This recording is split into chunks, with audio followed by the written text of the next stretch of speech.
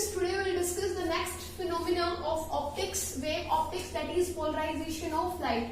But before studying polarization of light, first we have to understand, we have studied two types of waves in class 11th, that is transverse wave and longitudinal wave.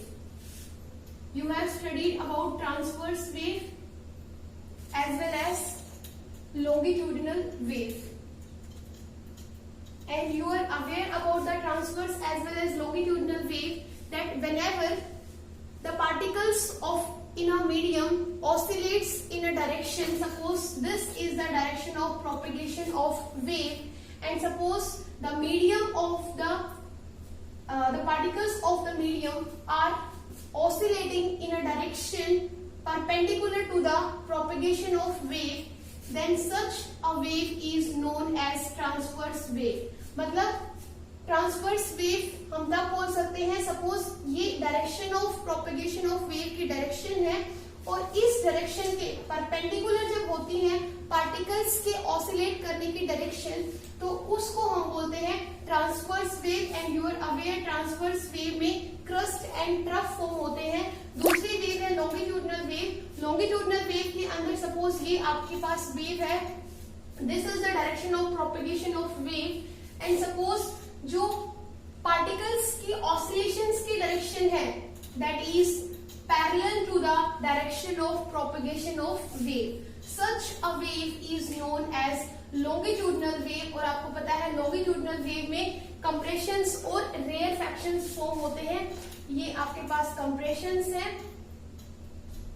और ये आपके पास रेयरफैक्शंस है. सो compressions और रेयरफैक्शंस longitudinal wave के अंदर form होते हैं और ट्रांसवर्स वेव के अंदर क्रस्ट एंड ट्रफ फॉर्म होते हैं. तो हम यहाँ पे दो टाइप की वेव्स क्यों पढ़ रहे हैं पोलराइजेशन के अंदर, क्योंकि पोलराइजेशन के अंदर कुछ फिनोमेना ऐसे होते हैं जो ट्रांसवर्स वेव से भी पॉसिबल होते हैं, लॉन्गिट्यूडनल वेव से भी पॉसिबल होते हैं. जैसे कि आपके पास रिफ्लेक्शन का फिनोमेना है, you have another phenomena that is known as refraction. Interference you have studied, as well as diffraction you have studied. These phenomena are possible in both type of waves, transverse wave as well as longitudinal wave.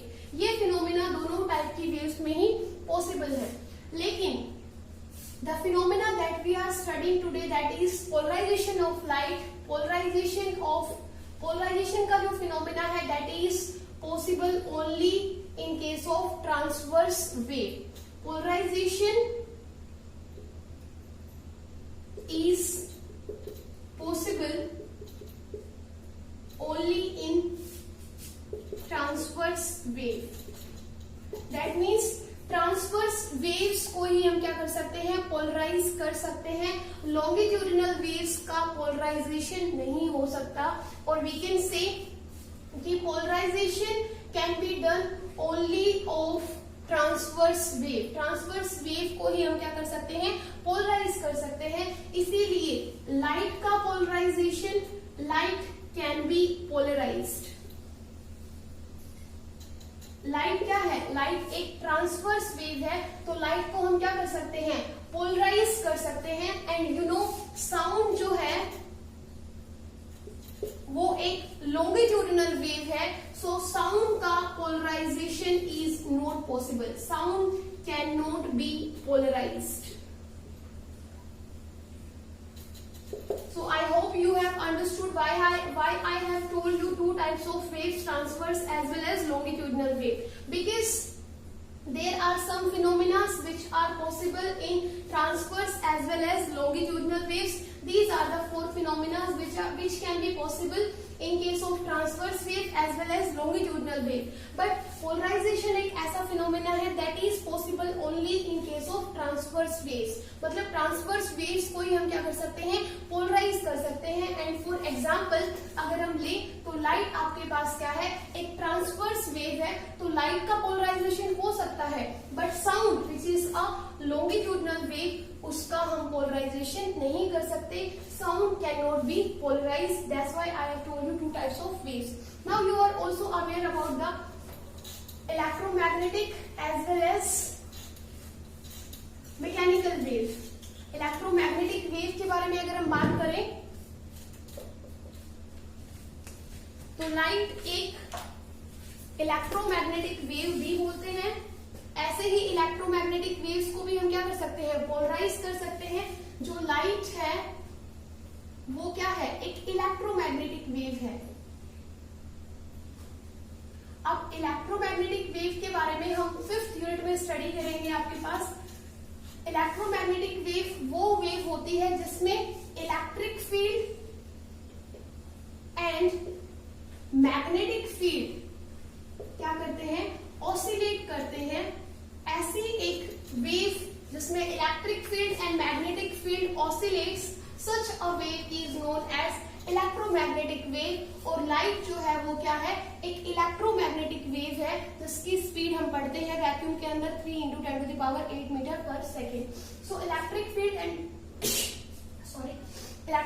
And magnetic field क्या करते हैं, oscillate करते हैं। That is known as an electromagnetic wave. और अगर हम इसका representation करें तो सपोज ये आपके पास Z डायरेक्शन के अंदर आपकी वेव क्या कर रही है, प्रोपगेट कर रही है।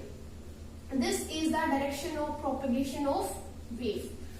और सपोज ये आपके पास y एक्सिस हो गया और ये आपके पास z एक्सिस हो गया है। This is y axis and this is x axis, this is z axis and along the z axis wave is propagating. So अगर हम इलेक्ट्रिक फील्ड की ऑसिलेशंस को अगर हम y एक्सिस के अलोंग क्या करें, ड्रॉ करें, तो इलेक्ट्रिक फील्ड की ऑसिलेशंस को हमने y एक्सिस के अलोंग प्लॉट कर लिया है। और x एक्सिस के अलोंग अगर हम मैग्नेटिक फील्ड या फिर मैग्नेटिक फील्ड की ऑसिलेशंस को अगर हम ड्रॉ करें तो कुछ ऐसे हमारे पास रिप्रेजेंटेशन आ जाता है किसका, इलेक्ट्रोमैग्नेटिक वेव। ये आपके पास इलेक्ट्रोमैग्नेटिक वेव का रिप्रेजेंटेशन है जिसमें अलोंग द z क्या है, वेव प्रोपगेट कर रही है। अलोंग y एक्सिस क्या है, इलेक्ट्रिक फील्ड की ऑसिलेशंस है। और अलोंग x एक्सिस क्या है, आपके पास मैग्नेटिक फील्ड की ऑसिलेशंस है। और this is the representation of electromagnetic wave. आप यहां से देख सकते हो, आपको पता है this is suppose this is x axis, this is y axis, this is x axis and this is z axis। तो तीनों ही एक्सिस क्या है, एक दूसरे के परपेंडिकुलर है। सो कहना है इससे जो इलेक्ट्रिक फील्ड है वो परपेंडिकुलर है किसके, इलेक्ट्रिक फील्ड की ऑसिलेशंस है वो परपेंडिकुलर है किसके, मैग्नेटिक फील्ड की ऑसिलेशंस के। मैग्नेटिक फील्ड की ऑसिलेशंस को हमने यहाँ पे मैग्नेटिक फील्ड को हमने यहाँ पे B से रिप्रेजेंट किया है। तो इलेक्ट्रिक फील्ड की ऑसिलेशंस और we can say electric field और मैग्नेटिक फील्ड दोनों ही क्या है, एक दूसरे के भी परपेंडिकुलर है। और electric field and magnetic field दोनों ही किसके भी परपेंडिकुलर है, Z के भी परपेंडिकुलर है। और Z क्या है, Z is the direction of propagation of wave. So I can tell you कि इन इलेक्ट्रोमैग्नेटिक वेव जो इलेक्ट्रिक फील्ड और मैग्नेटिक फील्ड की जो ऑसिलेशंस हैं that are perpendicular to each other as well as perpendicular to the direction of propagation of wave. अब हमें यहाँ पे जो हमारा पोलराइजेशन के अंदर हमें स्टडी करना है वो सिर्फ किसकी स्टडी करना है, इलेक्ट्रिक फील्ड की ऑसिलेशंस की स्टडी करनी है। बिकॉज ह्यूमन आई जो सेंसिटिव होती है वो सिर्फ इलेक्ट्रिक फील्ड के लिए सेंसिटिव होती है। हमें यहाँ पे मैग्नेटिक फील्ड को क्या कर देना है, स्किप कर देना है। पोलराइजेशन के अंदर हम सिर्फ इलेक्ट्रिक फील्ड की बात करेंगे, इलेक्ट्रिक फील्ड की ऑसिलेशंस को ही कंसिडर करेंगे। और क्योंकि हम यहाँ पे लाइट का पोलराइजेशन पढ़ रहे हैं और इलेक्ट्रिक जो इलेक्ट्रोमैग्नेटिक वेव है, लाइट खुद क्या है, एक इलेक्ट्रोमैग्नेटिक वेव है which is made up of oscillations of electric field as well as magnetic field. तो हम यहाँ पे इलेक्ट्रिक फील्ड की ही बात करेंगे। So electric field is also known as light vector. अब यहाँ पे बात करते हैं, सपोज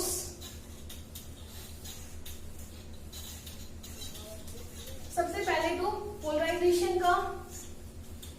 पोलराइजेशन ऑफ लाइट की डेफिनेशन लिख लेते हैं, उसी को फर्दर डिस्कस करेंगे।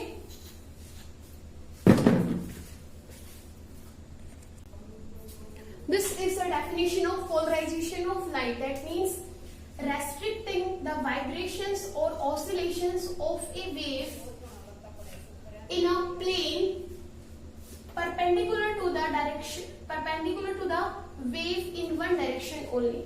जो हमें यहाँ पे समझना है वो है only in one direction.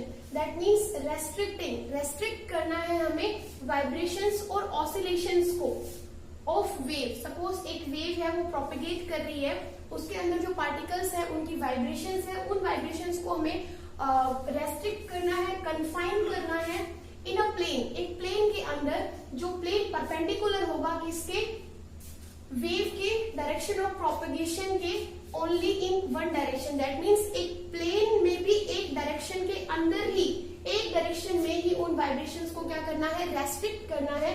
And this phenomena is known as polarisation of light. धीरे धीरे हम स्टडी करेंगे कि इन सब का मीनिंग क्या होगा। सबसे पहले सपोज बात करते हैं, हमारे पास एक टाइनिएस्ट सोर्स ऑफ लाइट है, हमारे पास कोई भी एक स्मॉल सोर्स ऑफ लाइट ले लो, आपको पता है उस सोर्स ऑफ लाइट में millions of numbers of atoms और मॉलिक्यूल्स होंगे। वो सारे एटम्स और मॉलिक्यूल्स क्या करेंगे, वाइब्रेट करेंगे तो ऑसिलेशंस होंगी तो हर एटम की, हर मॉलिक्यूल हर एटम अपना क्या करेगा, every atom every molecule will produce its own wave, और अपनी एक वेव प्रोड्यूस करेगा, मतलब उससे एसोसिएटेड एक इलेक्ट्रिक फील्ड भी होगा। और अभी हमने देखा जो इलेक्ट्रिक फील्ड की जो वाइब्रेशंस थी वो परपेंडिकुलर थी किसके, direction of propagation of wave की। ऐसे ही millions of number of atoms और मॉलिक्यूल्स अपनी अपनी वेव्स प्रोड्यूस करेंगे, हर वेव से एसोसिएटेड इलेक्ट्रिक फील्ड होगा, और उस इलेक्ट्रिक फील्ड की वाइब्रेशंस उस प्लेन के अंदर,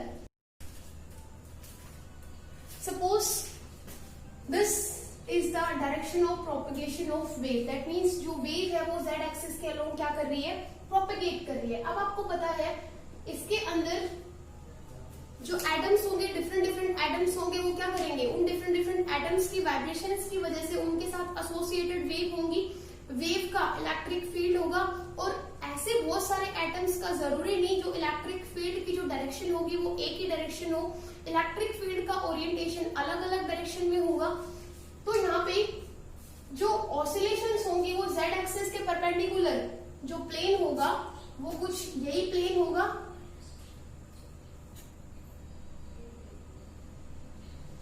यही वो प्लेन है which is perpendicular to the Z axis.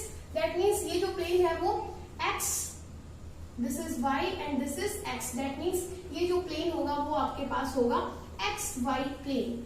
इस प्लेन में आपको पता है डिफरेंट एटम्स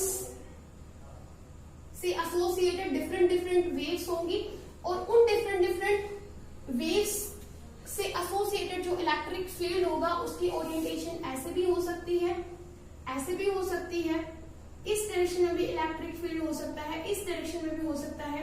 दैट मीन्स इस एक्स वाई प्लेन के अंदर जो इलेक्ट्रिक फील्ड की जो ऑसिलेशन ओरिएंटेशन हो सकती है, इस एक्स वाई प्लेन के अंदर in all the directions electric field की ऑसिलेशंस क्या हो सकती हैं, एग्जिस्ट कर सकती है। अब हमें क्या करना है, इन वाइब्रेशंस को रेस्ट्रिक्ट करना है इस प्लेन के अंदर ओनली इन वन डायरेक्शन, सिर्फ एक डायरेक्शन के अंदर, या तो वाई एक्सिस के अलोंग, या तो वाई डायरेक्शन में इनको रेस्ट्रिक्ट कर दे, या फिर एक्स के अंदर रेस्ट्रिक्ट कर दे। इस फिनोमेना को क्या कहते हैं, पोलराइजेशन ऑफ लाइट। तो अगर हम बात करें तो इसको हम बोलेंगे ऑर्डिनरी लाइट,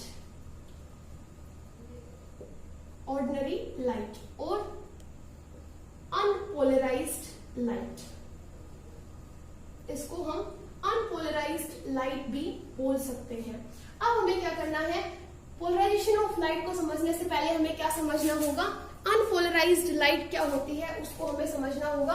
तो this is the representation diagram, और we can say diagram of unpolarized light. अब हम क्या करते हैं, सपोज अगर हम यहाँ पे z डायरेक्शन के अलोंग खड़े होके इस अनपोलराइज्ड लाइट को देखते हैं, तो इसका हमें जो रिप्रेजेंटेशन हम देंगे, पिक्चोरिकली जो डायग्राम इसका होगा वो कुछ ऐसे होगा। सपोज ये जो डॉट है ये रिप्रेजेंट कर रहा है किसको, direction of propagation of wave. Suppose outward है, इस आउटवर्ड z एक्सिस, इस आउटवर्ड डायरेक्शन को अगर हम z एक्सिस मान ले तो ये होगा आपका y एक्सिस और ये होगा आपका z एक्सिस। तो अगर z ये डॉट हो गया direction of propagation of wave, तो आपका जो वाइब्रेशंस होंगी वो कुछ ऐसे होंगी, इस डायरेक्शन में होंगी, ऐसे भी होंगी, ऐसे भी होंगी और ऐसे भी होंगी।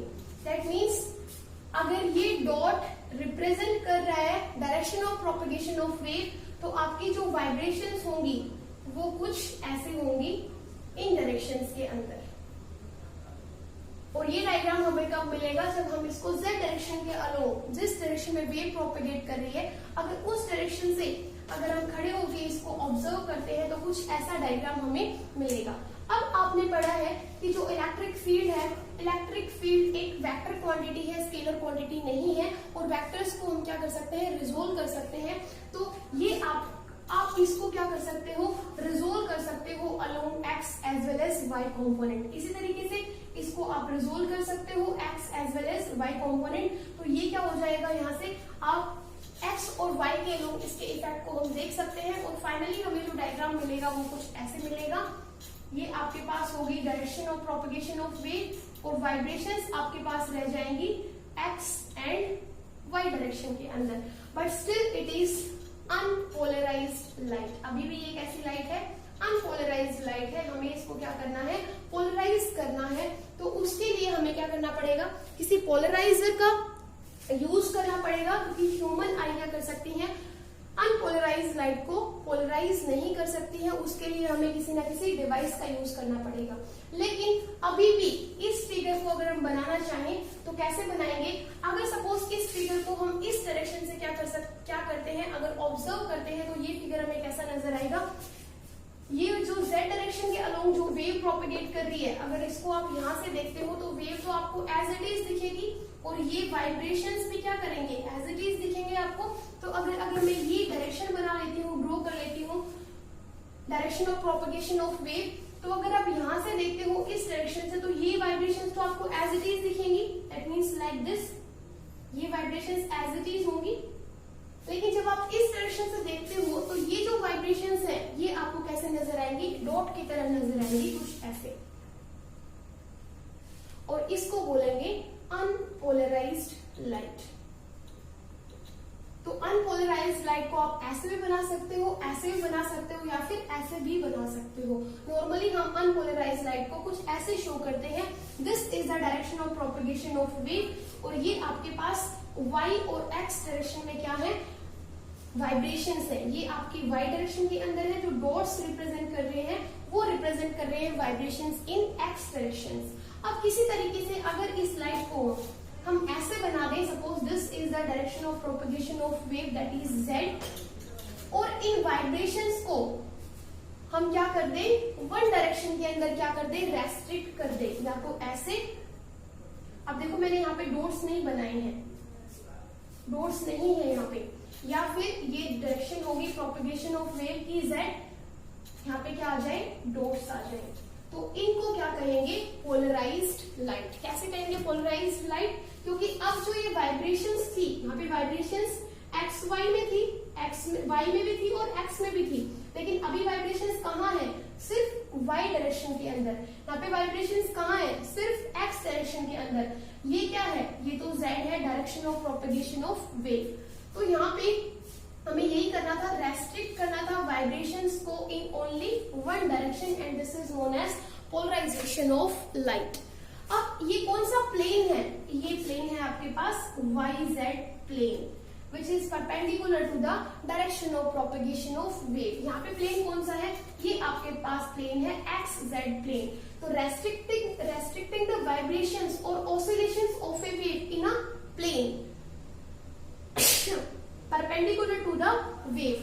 अब ये प्लेन है YZ प्लेन, जो कि परपेंडिकुलर है किसके, वेव के। यहाँ पे XZ प्लेन है जो कि परपेंडिकुलर है किसके, Z के। Z क्या है, Z के अलोंग आपकी वेव प्रोपगेट कर रही है। इस प्लेन के अंदर भी वाइब्रेशंस को एक डायरेक्शन के अंदर क्या करना, रेस्ट्रिक्ट करना। तो आपने रेस्ट्रिक्ट कर दिया है। Z तो क्या है, direction of propagation of wave है, और Y क्या है, Y डायरेक्शन है किसकी, आपकी ऑसिलेशंस की, वाइब्रेशंस की। तो यही तो करना था हमें, वाइब्रेशंस और ऑसिलेशंस को सिंगल डायरेक्शन में रेस्ट्रिक्ट करना था। यहाँ पे हमने रेस्ट्रिक्ट किया है वाई डायरेक्शन के अंदर, यहाँ पे रेस्ट्रिक्ट किया है एक्स डायरेक्शन के अंदर। Z है propagation of wave. So this phenomena is known as polarisation of light.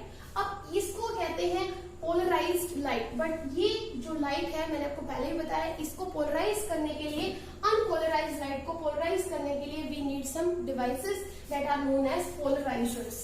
और हमारे पास हम 3 टाइप के पोलराइजर्स पढ़ेंगे। First is tourmaline crystal, first is tourmaline crystal. ये आपके पास एक कॉम्प्लेक्स मिनरल है और we can say this is made up of number of minerals, but हमें इसकी केमिस्ट्री पे नहीं जाना है, हमें सिर्फ ये देखना है कि ये क्या है, एक पोलराइजर का काम करेगा। सेकेंड इज निकोल प्रिज्म, ये भी किसका काम करेगा, पोलराइजर्स एज वेल एज एनालाइजर। मतलब पोलराइज पहले तो क्या करेगा, अनपोलराइज लाइट को पोलराइज करेगा, लेकिन ह्यूमन आई पोलराइज लाइट को नहीं देख सकती है, उसको देखने के लिए भी हमें किसी डिवाइस की जरूरत होगी, तो उसको पहले तो पोलराइज कर रहा है, that means known as polariser. लेकिन जब हम किसी उस पोलराइज लाइट को देखना चाहते हैं तो वो ये जो टूरमैलिन क्रिस्टल है, निकोल प्रिज्म है, ये एनालाइजर का भी काम करेंगे, मतलब पोलराइज लाइट को दिखाएंगे भी हमें, तो that's why these are known as polarizers as well as analyzers. That means polarize करना और पोलराइज लाइट को दिखाना, तो polarizers as well as analyzer. First is tourmaline crystal, second is Nicol prism and third is polaroids. ये 3 है आपके पास devices जो कि अनपोलराइज लाइट को क्या करेंगे, पोलराइज करेंगे। अब हम क्या पढ़ते हैं, मैकेनिकल एनालॉजी पढ़ते हैं पोलराइजेशन के फिनोमेना को स्टडी करने के लिए।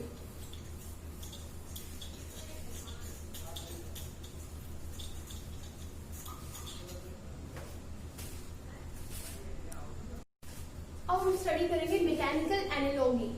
मैकेनिकल एनालॉजी में हम स्टडी करेंगे किसको, पोलराइजेशन के फिनोमेना को, कि कैसे पोलराइजेशन होता है। उसके लिए हम क्या करेंगे, सपोज आप लोगों ने 11th क्लास में वेव्स और ऑसिलेशन में पढ़ा था कि आपके पास सपोज एक स्ट्रिंग है जिसको आपने स्ट्रेच किया हुआ है और एक एंड पे क्या कर दिया, उस स्ट्रिंग को किसी रिजिड सपोर्ट से टाई कर दिया, तो वो एक स्ट्रेच्ड स्ट्रिंग हो गई। अब उस स्ट्रिंग में आप क्या कर सकते हो, वाइब्रेशंस क्या कर सकते हो, क्रिएट कर सकते हो। सपोज ये आपके पास एक स्ट्रेच्ड स्ट्रिंग है, अगर आपको यहाँ से इसको प्लग कर लेते हो और इसको जब ड्रॉप करोगे, छोड़ दोगे, तो इसमें वाइब्रेशंस क्रिएट हो जाएंगे कुछ इस डायरेक्शन में, दैट मीन्स वाई डायरेक्शन के अंदर। और सपोज अगर आपको इसको आप यहाँ से पकड़ के एक्साइट कर देते हो तो इसमें वाइब्रेशंस होंगे कुछ एक्स एक्सिस के अलोंग। तो सपोज आपने ये जेड डायरेक्शन के अंदर क्या कर रखा है, इसको टाई कर रखा है, तो आप इसमें ऐसे भी ऑसिलेशंस प्रोड्यूस कर सकते हो, ऐसे भी ऑसिलेशंस प्रोड्यूस कर सकते हो। दैट मीन्स आप क्या कर सकते हो, उसमें ऑसिलेशंस प्रोड्यूस कर सकते हो। और आपने ये पढ़ा है अंडर ट्रांसवर्स मैकेनिकल वेव के, कि वहां पे क्या प्रोड्यूस होती है, मैकेनिकल वेव प्रोड्यूस हो सकती है। सपोज यहाँ पे मैंने ये क्या है, एक अनपोलराइज्ड लाइट है, अनपोलराइज वेव है, मैं इसको अनपोलराइज लाइट इसलिए नहीं बोल रही हूँ क्योंकि ये है, हम मैकेनिकल एनालॉजी स्टडी कर रहे हैं। तो suppose this is unpolarised light.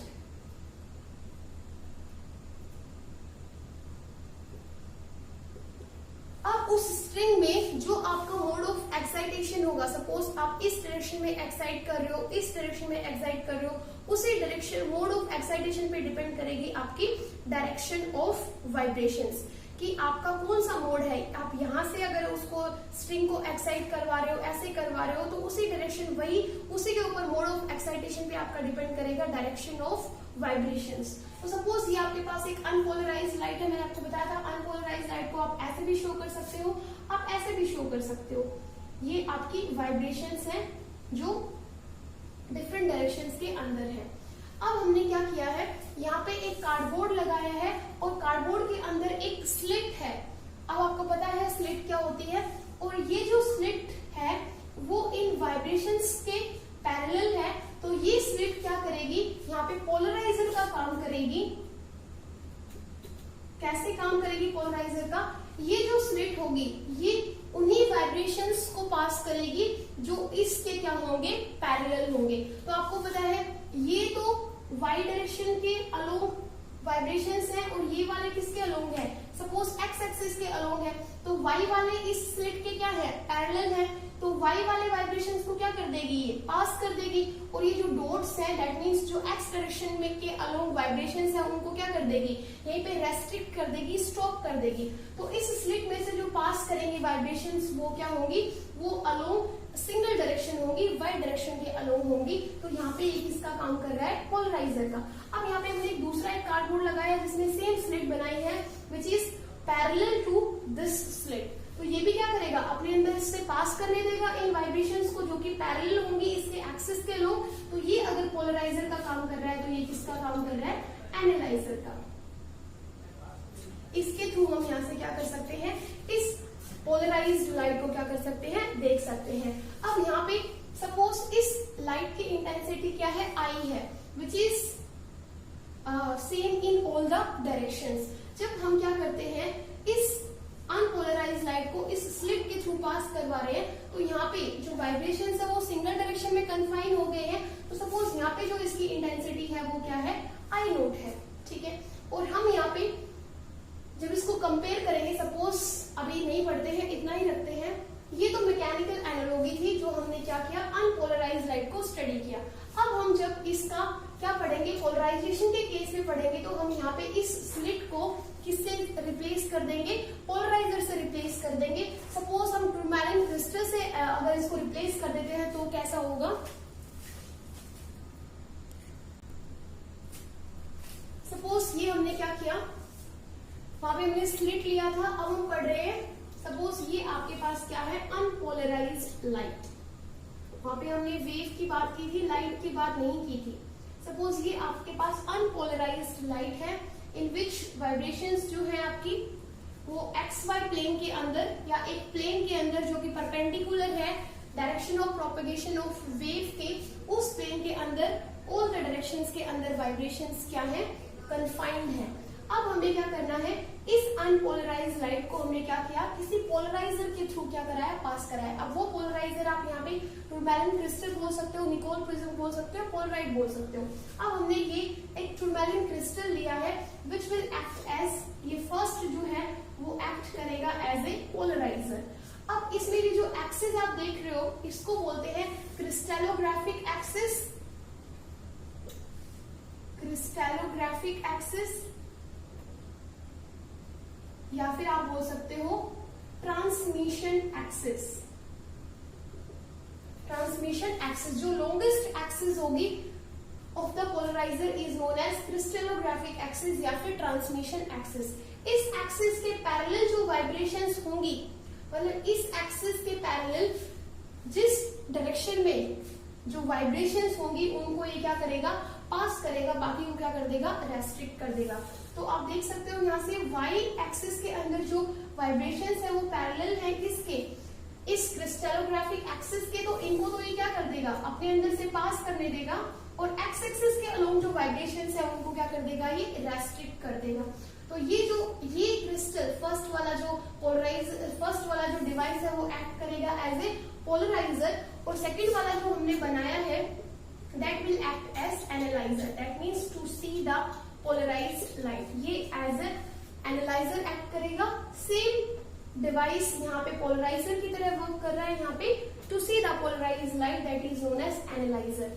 अब यहाँ पे जो बताना चाहती हूँ दैट इज कि यहाँ पे सपोज इंटेंसिटी जो है लाइट की वो I है, ठीक है, लेकिन आप यहाँ पे देख सकते हो यहाँ पे जो वाइब्रेशन है वो सिंगल डायरेक्शन में क्या हो गई है, कन्फाइन हो गई है। तो यहाँ पे हम इंटेंसिटी मान लेते हैं I नोट, और ये जो I नोट है वो हाफ है किसके, I के। इट मीन्स यहाँ पे जो इंटेंसिटी थी जब आपने इस अनपोलराइज्ड लाइट की जो इनिशियल में जो इंटेंसिटी सपोज I थी, जब आपने इसको पोलराइजर के थ्रू पास कराया तो वाइब्रेशन सिंगल डायरेक्शन में क्या हो गई है, कन्फाइन हो गई है। तो यहाँ पे जो आपको लाइट की जो पोलराइज्ड लाइट की जो इंटेंसिटी मिलेगी वो अनपोलराइज्ड लाइट के इंटेंसिटी की क्या मिलेगी, हाफ मिलेगी। लेकिन जब इस पोलराइज्ड लाइट को आप एनालाइजर के थ्रू पास कराते हो तो भी इंटेंसिटी क्या रहेगी, I नोट ही रहेगी। अब इंटेंसिटी के अंदर कोई चेंज नहीं होगा। तो ये है आपके पास पोलराइजेशन का इंट्रोडक्शन। अब हम क्या करेंगे, नेक्स्ट टॉपिक के अंदर हम प्रिवेस्टेड एंगल पढ़ेंगे, जिसका बेस होगा कि हम यहाँ पे क्या करेंगे, इस एनालाइजर को क्या करेंगे, टिल्ट करेंगे, इसका एंगल क्या करेंगे, चेंज करेंगे in comparison to the polariser, और फिर देखेंगे कि यहाँ पे इंटेंसिटी के ऊपर कुछ इफेक्ट हो रहा है नहीं हो रहा है। दैट मीन्स जो पोलराइजेशन का फिनोमेना वो हो रहा है या नहीं हो रहा है, उसको चेक करने के लिए नेक्स्ट लेक्चर के अंदर हम स्टडी करेंगे ब्रीविस्टर एंगल। Thank you.